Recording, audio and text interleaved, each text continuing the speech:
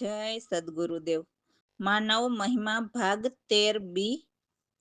તો જુઓ, આ વાણીમાં એવું સમજાવે છે કે અમે તો સત શબ્દના સાર લીધા, એટલે સર્વ જગતમાં જે રચના દેખાય છે અને 3 લોક સુધીની જે રચના રચેલી છે એ કેવી રીતે રચાયેલી છે અને કેના થકી છે, તે સર્વસાર કોણ છે, એમના નામ અમે અમારા સદગુરુ પાસેથી એ શબ્દ જાણી લીધા.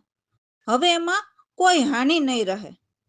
તો એ સર્વનો સાર જે છે એ શબ્દ સદગુરુએ જે દિવસે અમને સંભળાવ્યો તે જ દિવસે જગતના વ્યવહાર તોડી નાખ્યા. કેમ કે સોહમ ઘરની સુરતા પરમાત્માના ઘરમાં સમાય છે. એટલે એમ કહેવા માંગે છે કે જે શબ્દ સદગુરુ સંભળાવે છે તે પરમાત્માના ઘરના છે. તો હવે પરમાત્માના ઘરના વ્યવહાર થઈ જાય છે. એટલે આ સંસાર વ્યવહાર પછી ફીકો લાગવા માંડે છે. કેમ કે સત્ય સમજાઈ જાય છે કે આ સંસારમાં આપણો સગો સદગુરુ સિવાય કોઈ નથી. જેથી સદગુરુ પણ પરમાત્માના ઘરનો વ્યવહાર રાખતા હોવાથી આપણો વ્યવહાર ત્યાંનો થઈ જાય છે. કહે છે ને કે જેવાની સંગત કરો તેવો રંગ આવે. એટલે પછી તો શ્વાસ ઉશ્વાસમાં એક તાર લાગ્યા અને રોમે રોમમાં ચંદ્ર સૂરજના તેજ પણ જાણી લીધા કે એ કેના થકી પ્રકાશિત છે. ઈંગલા પિંગલા નાડીથી ઉલટ કરીને ત્રિવેણીમાં તાળી લાગી, એટલે સૂક્ષ્મણાની ઘાટી મળી ગઈ. એટલે 3 લોકથી પર સુરતા નુરતથી જોયું તો ઉપર ચોથા લોકમાં પરમ ઘરે સુરતા પહોંચી ગઈ. જેથી એ ઘરના શબ્દ પીને અમે તો રીઝાઈને નિર્ભયનગર વસાવ્યા. તો સુન શિખરમાં સદગુરુ પ્રવીણરામ સમાયેલા તે કહે છે કે જે એ શૂન શિખરમાં સમાયા તે ફરી આ ત્રિલોકીના દેશમાં ન આવે, એ તો નિર્વાણ પદ પામે. જય સદગુરુદેવ. લીધા શબ્દ સતો સાર હો રે, કોઈ રહે નહીં આની રે. લીધા શબ્દ સતો સાર હો રે, સદગુરુએ શબ્દ આપ્યો એ જ દિવસે. તોડી નાખ્યા જગતના વ્યવહાર રે, સોહમાં સુરતો સમાણી રે. લીધા શબ્દ સતો સાર હો રે, શ્વાસ ઉશ્વાસ લાગ્યા એક તાર. રોમે રોમા ચડી કુમારી રે, ચંદ્રયને સૂરજ પીછાણી રે. લીધા શબ્દ સતો સાર હો રે, ઈંગલા પિંગલા ઉલટી નાડી રે. ત્રિવેણીમાં લાગી ગાય તાળી રે, સૂક્ષ્મણા સહજ મેળવાણી રે. લીધા શબ્દ સતો સાર હો રે, લીધા શબ્દ સતો સાર હો રે. સુરત નુરત અધર પરો આવી રે, શબ્દ સ્વરૂપે પીવરી જાયું રે. નિર્ભય નગર વસાવી રે, લીધા શબ્દ સતો સાર હો રે. સુન રે શિખરમાં સહજ સમાયા રે, કહે પ્રવીણ રામ ફરી ન આવ્યા રે. પામ્યા પદ નિર્વાણી રે, લીધા શબ્દ સતો સાર હો રે, લીધા શબ્દ સતો સાર હો રે. રામ ભરોસે. તો હવેની વાણીમાં એવું કહે છે કે સદગુરુએ આપેલા વચન કોઈ સમજ્યા હોય કે ના સમજ્યા હોય, પણ જે સુગ્રા હોય છે તે જરૂર સમજી જાય છે. કેમ કે સદગુરુએ આપેલા વચન એ અમરાપરની એટલે પરમાત્માના ઘરની વાણી હોય છે, જેને બ્રહ્મા વિષ્ણુ પણ લખાવે કે વખાણે છે, પરંતુ એમને એ ઘરની જાણ નથી, એટલે એ વાણીને લખી નથી શકાતી કે શિવ પાસે રાખે તો પણ એમની યોગ કળાથી એ સુધરી ન શકે, કેમ કે એ તો અવતારી દેવો છે, જે અલગ અલગ રૂપે અવતાર ધરે છે. એ તો દેવોના ઘરેથી આવે છે, એટલે એમને પરમાત્માના ઘરની ખબર નથી. એમ તો અનંત કોટી કોઈ સાધુજન લખીને આ ભવસાગરથી પેલે પાર પહોંચી ગયા. આપણે અનેક સંતોના નામ સાંભળ્યા જ હોય છે. એવા જતી સતીને તો સદગુરુ કૃપાથી કોઈક વિરલા જાણે. તો જતી એટલે પરમાત્મા અને સતી એટલે સુરતાને કહે છે. નવનાથ એટલે નવદ્વાર સુધીની જે નવમો સોહમ પુરુષ સુધીની ઓહમ શક્તિની 84 સિદ્ધિઓ, જે નવનિધિ કહીએ છીએ, એટલે નવેની નવ એટલે 84 સિદ્ધિઓ છોડીને અને મમતાને પણ મારી નાખવાનું કહે છે. એટલે જ નહીં, પણ ખટ દર્શનના 36 પાખંડ પણ કાળને વાલા છે, એટલે એ બધાને કાળ ખાય છે. તો આ વાત તો આ જગતમાં અનેક દેવ દાનવ દસ્ય અવતાર કોઈ ગુપ્ત બ્રહ્મચારીમાં આ અગમની વાત તો કોઈક જ વિરલા જાણે છે, જે સુરા હોય છે, જે તત્વ વિચારી હોય છે. કેમ કે આખું જગત તત્વમય જ છે. રાજા રાણા બાદશાહ એ બધા 4 વરણમાં સંસારી જ છે. કોઈ ખોટા વેશ ધરીને અને કોઈ દેશ છોડીને પાખંડ કરતા હોય છે, પરંતુ જે સાચા વેશ તો સુરતા ભજનના ધરવાના હોય છે, જેથી પાર ઉતરી શકાય. તો એવા કોઈ અનુભવી સદગુરુ પ્રવીણરામ જેવા સત્ય જ્ઞાની પાર ઉતરી શકે છે. તો વાણી છે. જય સદગુરુદેવ.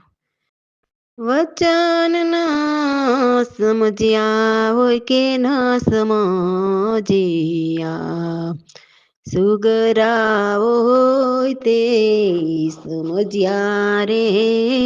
વચન ના સમજ્યા હોય કે ન સમજ્યા, વચન હમરા પરની વાણી રે. બ્રહ્મા વિષ્ણુ લખાવે રે. વચન ના સમજ્યા હોય કે ન સમજ્યા, કોઈ દિવસ શિવજી પાસે રાખે રે. તેનાથી યોગ ન સુધરે રે. વચન ન સમજ્યા હોય કે ન સમજ્યા, અનંત કોટી સાધુ જન લખે રે. જે નીકળ્યા પેલી પાર, વચન ના સમજ્યા હોય કે ન સમજ્યા, સુગરા હોય તે સમજ્યા રે. વચન ન સમજ્યા હોય કે ન સમજ્યા, જતી સતી કોઈ વિરલા જાણે રે. સદગુરુના વચન થકી, વચન ન સમજ્યા હોય કે ન સમજ્યા, નવનાથ 84 સિદ્ધિઓ રે. લય મમતાની મારી રે. ખટ દર્શન 36 પાખંડ થયા કાળને વાલા રે. વચન ન સમજ્યા હોય કે ન સમજ્યા, દેવ દાનવ દસે અવતાર ગુપ્ત કોઈ કોઈક બ્રહ્મચારી રે વચન ન સમજ્યા હોય કે ન સમજ્યા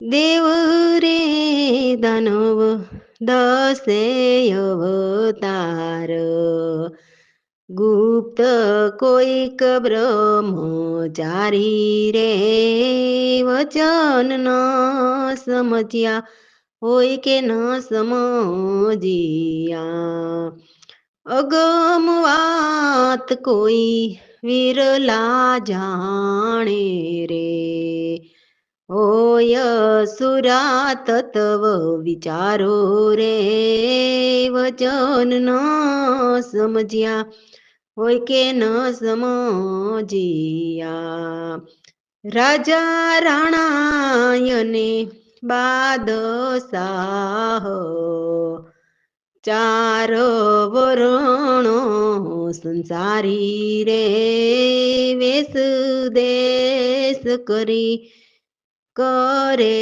ચાકરી પુરાય અનુભવી ઉતરે પાર વચન ન સમજ્યા હોય કે ન સમજ્યા રામ ભરોસે જુઓ, આમાં તો એવું છે કે મનથી મસ્તાના ફરતા ફકીર આનંદમાં રહેતા નિસ્દિન રામને લડાવે એટલે રામ નામનું સ્મરણ કરતા હોય છે, પણ એ રામને નિહાળ્યા વિના નામ લેતા હોય છે.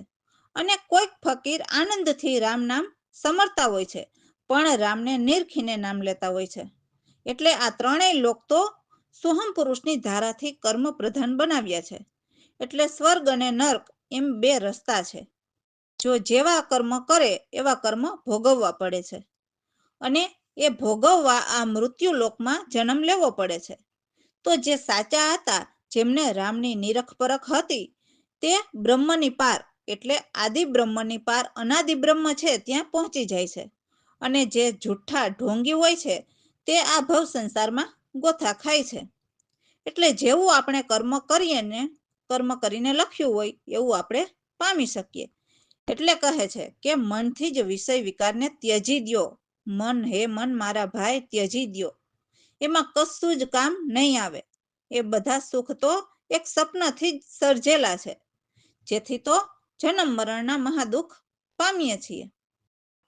જે સતના શબ્દો સમજીને એમને પકડી લીધા, એમને તો આઠે પહોર રામ નામની લાઈ લાગેલી રહે છે. એ તો ગુરુ સાહેબ સંતની કૃપાથી ગુરુની સેવા એ જ સુખ સાગરમાં નાય છે. તો જ્ઞાની ધ્યાની જતી કે સતી અને અગમ નિગમ પણ સદગુરુના ગુણલા ગાય છે. તો પરમાત્માના દેશ એવા છે કે એમને પલ પલ કદી ન ભૂલું, જેથી મહાપરમ પદને પામતા. તો એવા સદગુરુ પ્રવીણરામ અમને પૂરા જ્ઞાની મળ્યા કે અમને કેવળ બ્રહ્મને મિલાવ્યા, જેથી દાસલાલ નિર્ભય બન્યા, કેમ કે હવે ફરી જન્મ મરણ નહીં આવે. મન મસ્ત ફકીર મગન ભર્યા મન માતારે નિસદીન રામ લડાવે મન મસ્ત ફકીર મગન ભર્યા મન માતા સ્વર્ગ નર્ક બેર તારે કર્મમાં લખ્યું હોય તે પામે મન મસ્ત ફકીર મન મગન ભર્યા મોતવાલા રે સાચા હતા તે બ્રહ્મની પાર પહોંચ્યા ચૂંટડા ગોથા ખાધા રે મન મસ્ત ફકીર મગન ભર્યા મોતવાલા રે વિષય વિકારત જો મન મારા હાથ કશું નહીં આવે એ સુખ તો સપનાથી સજર્યા જન્મ મરણ દુઃખ પામતા મન મસ્ત ફકીર મગન ભર્યા મનમાં તારે સતના શબ્દો સમજીને પકડિયા આઠે પોરે લાય લાગી રે ગુરુ સાહેબ સંતની સેવા સુખ સાગરમાં નાતા મન મસ્ત ફકીર મગન ભૈરા મનમાં તારે જ્ઞાની ધ્યાની જતી કે યોગી અગમ નિગમ જસ ગાતા પલ પલ દેશ કદી ન ભૂલું મહાપરમ પદ પામતા મન મસ્ત ફકીર મગન ભૈરા મનમાં તારે પ્રવીણ રામ મળ્યા ગુરુપુરામ કેવળ બ્રહ્મ મિલાવે રે દસલાલ કહે નીરભઈ ફરી જન્મ નહીં આવે રે મન મસ્ત ફકીર મગન ભર્યા મનમાં તારે રામ ભરોસે. તો આ વાણીમાં કહ્યું ને કે હવે ફરી જન્મ મરણ નહીં આવે. તો દાસલાલ કહે છે કે હે ગુરુદેવ, તમે મારા અંતરની અરજી સાંભળો. મને હવે તો એવી સુરતા ચઢી છે ને કે હું તો સદગુરુની શાન સમજીને સદાય આનંદમાં રહું. જે સુગ્રા હોય તે ગુરુમુખ યોગ કમાય. એટલે ગુરુએ શીખવેલ સુરતા ભજનથી યોગ કમાય અને આઠે પહોર એક સાર જ રહે. જેમને કોઈ પક્ષપાત કે હરખ શોક પણ ન હોય, એમને તો બસ ગુરુગમના જ વિચાર હોય છે. જે અફૂર, એમાં કોઈ ફેરફાર ન થાય એવા અચલ અનંત નિશ્ચય સિંધુ લહેર સમાન. એમને તો બ્રહ્મકળા સકળમાં દેખાય, જે ચેતન એક નિર્ભય છે.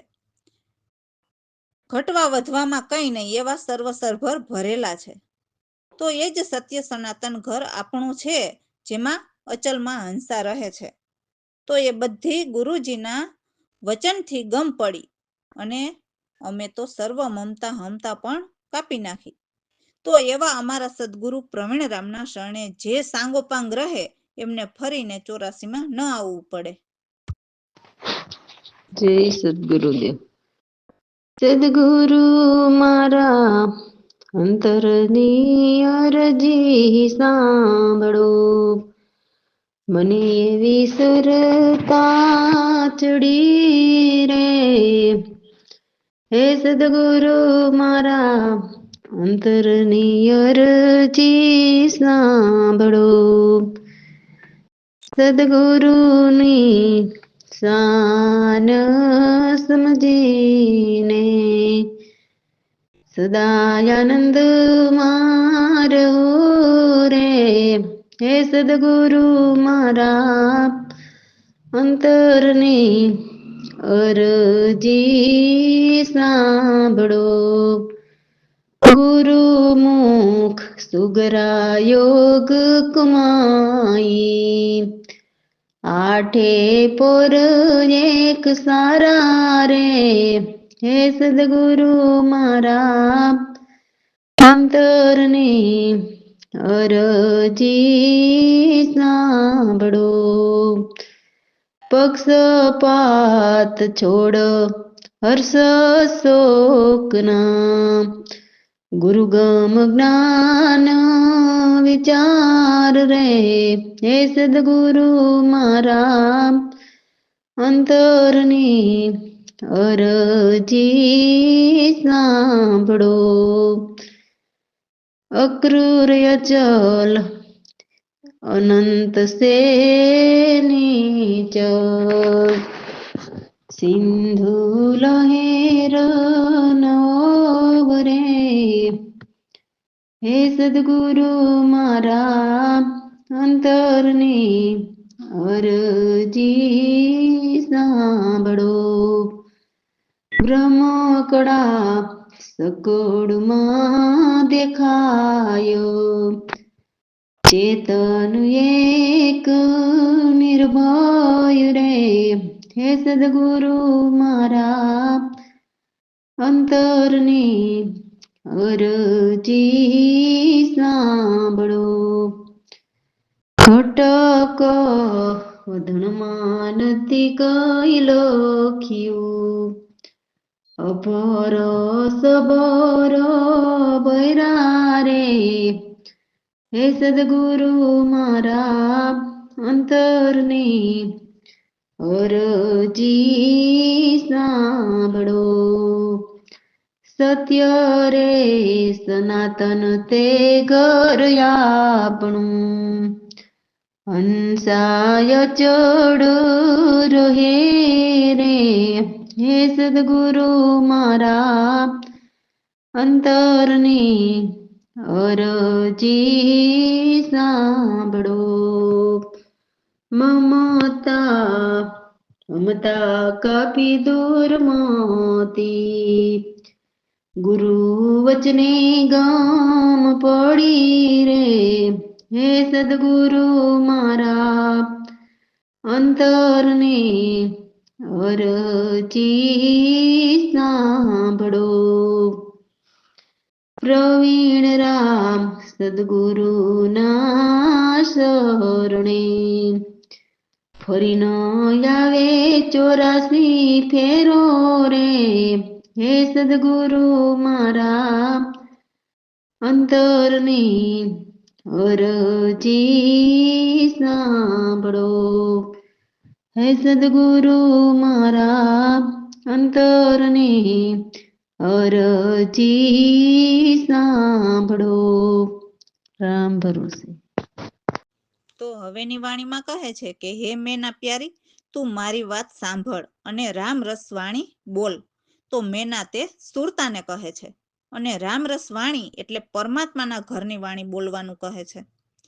તો આ 52 તત્વના બાગમાં જ્યાં ત્યાં ફરતી હતી, તો તને પકડીને સદગુરુ આ બ્રહ્મના દેશમાં લાવ્યા. કેમ કે એ 52 તત્વના બાગમાં તો 20 રસ છે. એમાં એવા 20 પીને તો શું સુખ પામીએ? એમાંય વળી સૌથી મોટું દુઃખ તો જન્મ મરણનું છે. તો સદગુરુ કહે છે કે હે સુરતા મેના, હું તો તને રામ નામના લાડુ ખવડાવું અને બ્રહ્મના દેશના પાણી પીવડાવું. તો તમે આ લાડુ ખાવ અને એ પાણી પીવો, અને આ 52 તત્વના બગીચામાં ક્યાંય જવાની જરૂર નથી. તમે તન પાંજરામાં જ હરિના ગુણ ગાવો, એ જ અમર નિશાની છે. અને એવા વૃક્ષ પર ટેલ કરો, ત્યાં કોઈ મંજિલના ચઢાણ કરાર નથી. તો આ બધી સુરતાની વાત સદગુરુ પ્રવીણરામ સમજાવે છે, અને દાસલાલ એ સત અનુભવથી જાણે છે. તો એ વાણી છે. જય સદગુરુદેવ. સાંભળ મેના પ્યારી બોલી, રામ રસ વાણી. સાંભળ મેના પ્યારી બોલી, રામ રસ વાણી. 52 તત્વ બાગથી પકડી, બ્રહ્મ દેશમાં સદગુરુ લાવ્યા. સાંભળ મેના પ્યારી બોલી, રામ રસ વાણી. વિષય યાગમાં સુખ પામે, જન્મ મરણનું દુઃખ મોટું. સાંભળ મેના પ્યારી બોલી, રામ રસ વાણી. રામ નામના લાડુ ચખાડું, પીથી પ્રેમ રસ પાણી. રામ નામના લાડુ ચખાડું, પિયો પ્રેમ રસ પાણી. સાંભળ મેના પ્યારી બોલી, રામ રસ વાણી. તન રે પિંજરમાં હરી ગુણ ગાવો, એ છે અમર નિશાની. સાંભળું મેના પ્યારી બોલી રામ રસવાણી અમર વૃક્ષ પર ટેલ કરી અમર વૃક્ષ પર ટેલ કરી તમે ત્યાં નહીં મંજિલ મુંડાણ સાંભળ મેના પ્યારી બોલી રામ રસવાણી ગુરુ રે પ્રવીણ રામ અમને સમજાવે દાસ લાલે સંત અનુભવી જાણ્યું દાસ લાલે સતય અનુભવી જાણ્યું સાંભળ મેના પ્યારી બોલી રામ રસવાણી સાંભળ મેના પ્યારી બોલી રામ રસવાણી રામ ભરોસે